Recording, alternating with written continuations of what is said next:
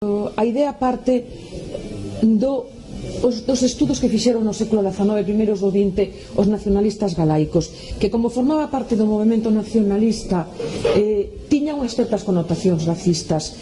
Entón, a xeración que veu despois, basicamente despois da Guerra Civil, o recusaron sin ter investigado realmente a fondo. O primeiro que fixeron foi recusar ese certo componente racista que temos que entender nun sentido.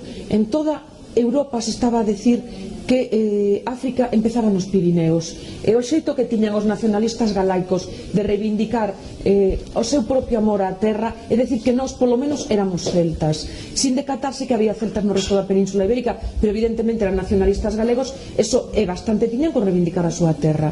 E despois, dende Madrid, despois da Guerra Civil, o celtismo era moi peligroso porque se vencellaba o nacionalismo galego. Entón houbo a manifesta intención desde Madrid e desde a Cátedra de Santiago de abolir o celtismo. Eu creo que Alonso de Real peleou contra o celtismo dun xeito honrado. El pensaba que aquí non había celtismo, só que cando se decatou era tarde. Toda unha xeración de arqueólogos foi formada no anticeltismo dende o punto de vista honrado, pero estaban equivocados e manipulados evidentemente pola ideoloxía de Madrid. E o que lles quedou aos arqueólogos galegos é acantonarse no mundo castrexo, como reivindicando a nosa propia idiosincrasia. Como conclusión temos unha xeración que ten a mente completamente cortada contra o celtismo, e eles foron os que nos educaron a nós. De xeito, cando eu empecé a traballar en celtismo, atopei, non o estaba buscando, pero foi un erro de unha xeración ou xeración e media que está aí, e temos que loitar contra ela aínda todavía.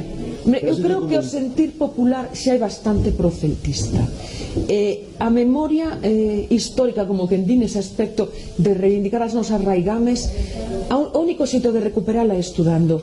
Creo que xa o estamos facendo dentro do que cabe bastante ben, e estas xornadas son un exemplo, e o único que hai que facer é seguir dando caña, porque o grupo de anticeltistas en Galicia xa son poucos, e no resto da Península Ibérica xa se sabe perfectamente o arcaísmo e toda a forza que ten o celtismo da Galicia e de todo este peninsular. Isto é unha cuestión de traballo e punto.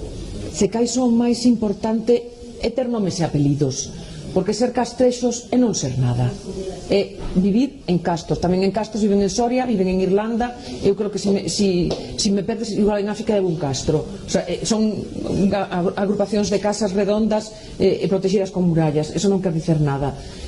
Ser celtas é pertencer a unha alta cultura, é ter tras de nós unha amplia tradición, e pertencer a un mundo indoeuropeo, e ter unha cosmogonía estudiada, unha literatura oral, e ser alta cultura. Non é ese complexo de ser castrexos de segunda, de non ser ninguén.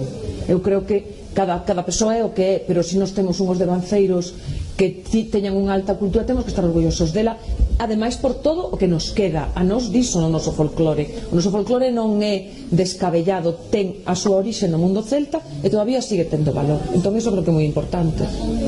Nos, cando estudamos Roma, só estudamos os palacios romanos e os templos romanos, pero as rúas e as callejas de Roma eran unha verdadeira vergoña, non facía máis que arder, ademais porque eran asquerosas, de pequenas, e non tiñan xa era un cartoño, non tiñan cociña, entre outras cosas, as rúas de Roma.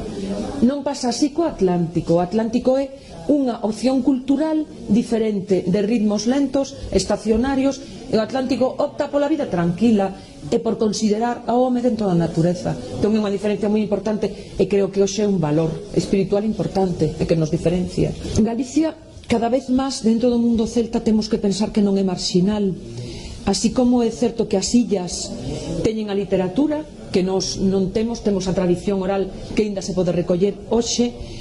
O que está cada vez máis claro é que a cultura celta de Galicia e do oeste peninsular é das máis arcaicas que hai, e que en Galicia o mesmo que o megalitismo é o máis arcaico, moito máis que en Francia, o mundo celta é dos máis arcaicos, moito máis arcaico que o galo, e por suposto moito máis que na Celtiberia. Ten moito que ver co arcaísmo de Irlanda, e creo que é prácticamente semellante, e despois a idea de que foi Galicia quen poboou Irlanda, creo que é a xenética quen está falando, e eu non me atrevo neste momento a pronunciarme. Sei que é das culturas máis arcaicas, e precisamente por iso eu creo que o folclore ainda nos fala moito e nos está contando moitas cousas. Neste momento no que temos a impresión de que están desaparecendo estes grandes valores económicos, que está en crisis a sociedade, que Europa está a punto de estoupar, o sea, que este modelo de tiburóns, de falta de solidaridade co povo, neste momento que a cultura occidental está caindo polo seu propio pé por insolidaria, eu creo que esa relación coa natureza e esa falta de materialismo que tiñan os celtas nos dá unha lección e nos ofrece unha saída, que son a volta ás comunidades pequenas. Posiblemente seña a única saída que teñamos da crisis. En ese sentido, os celtas os seus ritmos estacionais, os pactos ca natureza, o respeito pola terra, o respeito polos animais, nos pode falar de un camiño que era no que estábamos e que un día nos olvidamos de seguir levando, que era non queremos saber nada dos imperios mediterráneos, vivimos lentamente no Atlántico. Eu creo que o Atlántico ten que volver a berrar que o seu ritmo de vida e que non ten nada que ver co americanismo e cos imperios. É antisistémico nese sentido, sí, eu creo que é un valor que é digno de poñer en alza, evidentemente.